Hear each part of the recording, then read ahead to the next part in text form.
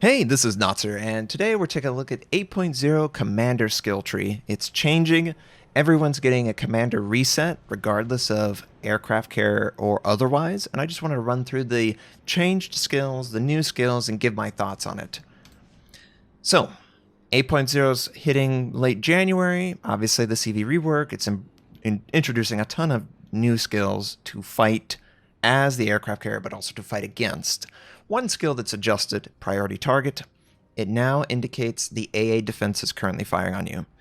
I don't really see the value in this though, because it's not a choice made by the player other than to have it on or off. And honestly, if I'm scouted by air, I'm going to have it on. So it's cool that there's a new feature attached to this. I just don't know if that feature is worth 1 point.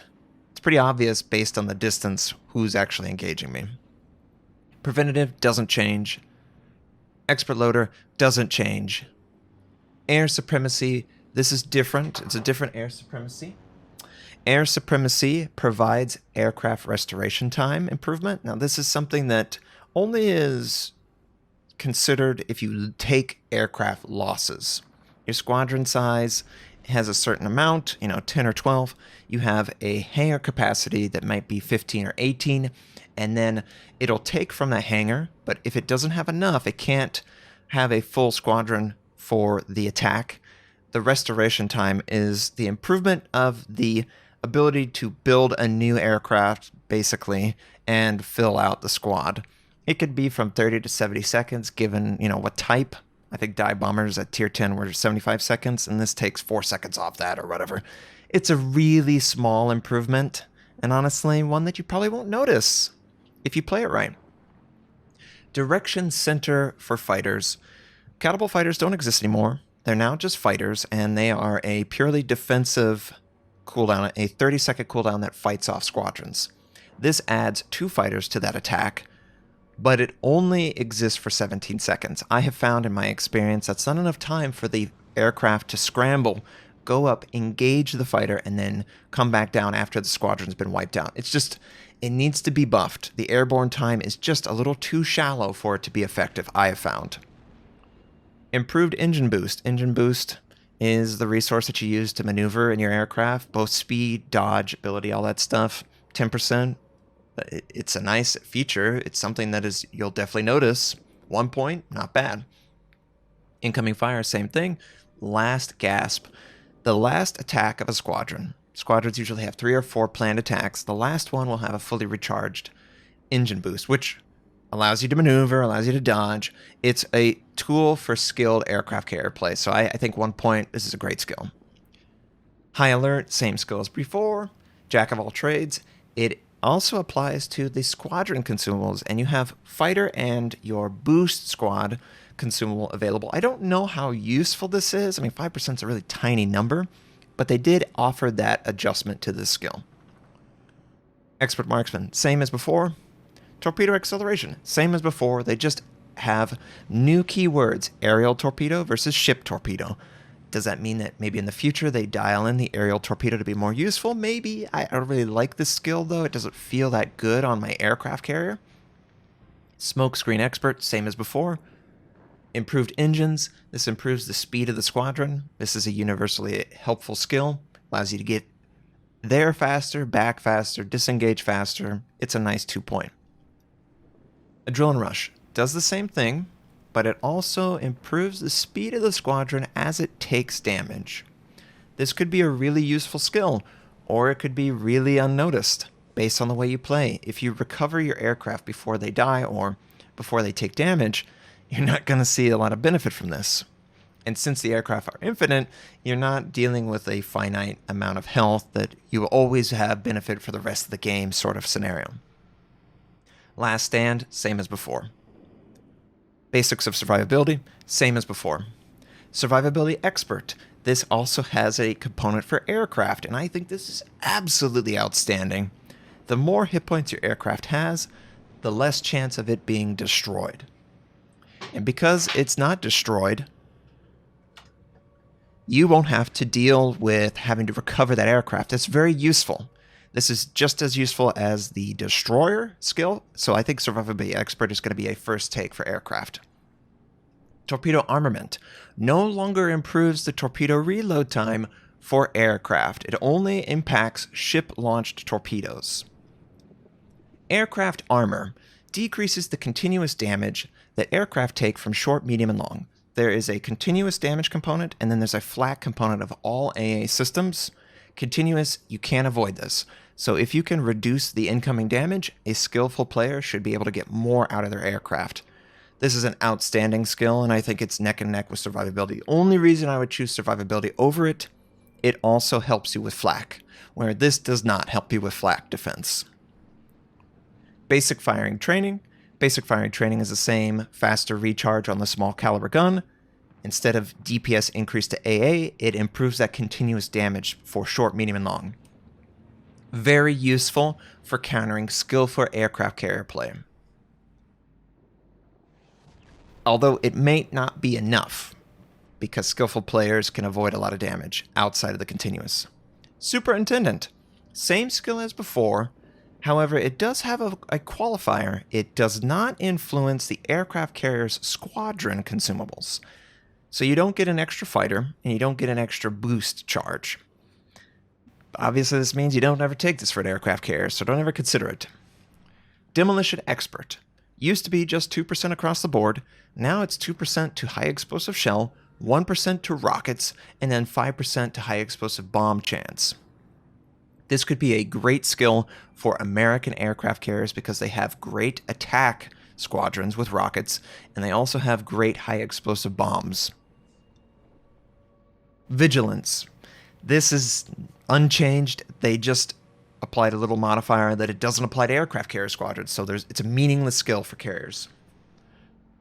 Manual fire control for secondary, unchanged. Fire prevention, unchanged. Inertia fuse high explosive, unchanged as of right now, but Wargaming has said they plan to change it.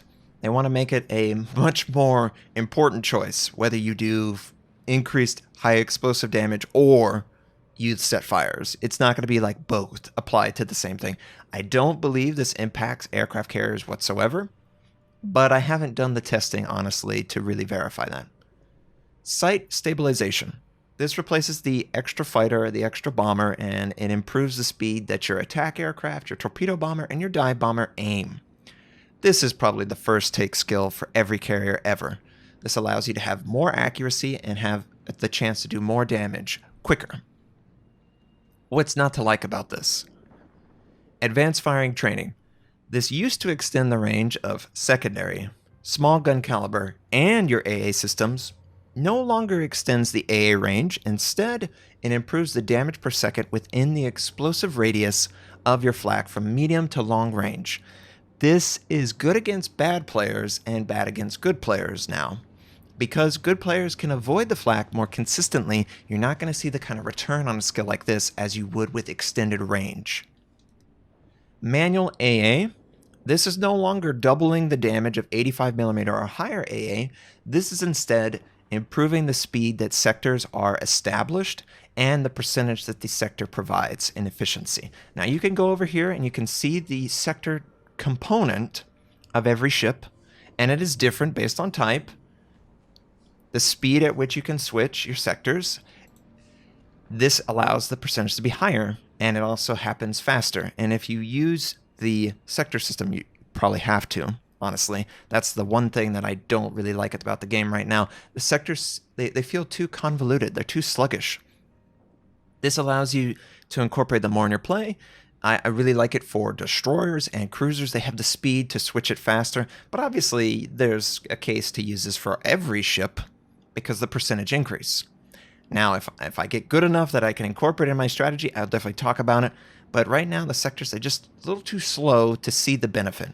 Remember, if the fighter or the squadron gets to the other side of your ship and the sector has not switched, you're doing that same improved damage reduced. So if I improved it by 60%, I do 160 on one side, I'm doing 40% on the other side. It's a downside to have the sector set incorrectly.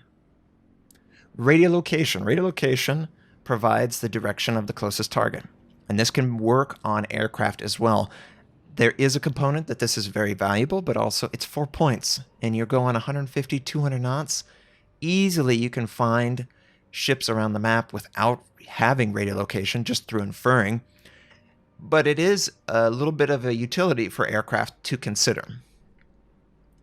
Concealment expert. Now this is the big one. This is the big topic that everyone will notice. It has been nerfed across the board for cruisers, battleships, and aircraft carriers. It's the exact same effect for destroyers, but all the other ones are losing out percentage of detectability. Cruiser lose 2%, battleships lose 4%, aircraft carriers lose 6% because it was a scaling skill prior. They took that component out and they added in squadron benefit. So yeah, it's still incredibly valuable. It's still worth the 4 points, but it's not the 8 or 12 point value that it once was. It wasn't a mandatory first take always, all the time. Now it's more, okay, obviously destroyers and cruisers with better concealment. Battleships may consider, I'm giving up 6% or 4%. Is it really worth that? I'm going to be detected from space anyway. There's aircraft carriers in the queue. They will obviously have an easy time spotting me. Is it worth my investment? I don't really know at this point. The games are really weird. They're so manipulated with the number of carriers that everything is always spotted. I have to see how the live client really treats this. But this is definitely a nerfed version of this skill. It's not nerfed to the point where it's meaningless. It's honestly nerfed to the point where you can make a decision on whether to take it or not, but it's still a really great decision to take because concealment is king in this game. So that was all of the commander skills. I gave my thoughts on how they play. Some of the skills are way more impactful than others, especially on the carrier gameplay. And I can't wait for 8.0 to provide this full reset for everyone. That means I have like 300 plus commanders that'll have to respec. And based on how prevalent carriers are or not, I will make my build based on that. So I hope you enjoyed this. I hope this was useful. Leave in the comments your thoughts on some of these skills. Maybe direction center for fighters works really well for you. I would love to hear your strategy on when to use it, because whenever I've tried to use it, so the enemy is committed, but whenever I wait for the enemy to commit, he is not fast enough to engage the enemy in time, so the enemy does multiple attacks. Whereas if I use it too early, well, the enemy is just going to wait out the cooldown and then come in after. So it's really a skill that I just don't see the value, but maybe someone can. I hope you enjoyed this, sharing the thoughts. Hope you have a wonderful day, and I'll catch you next time.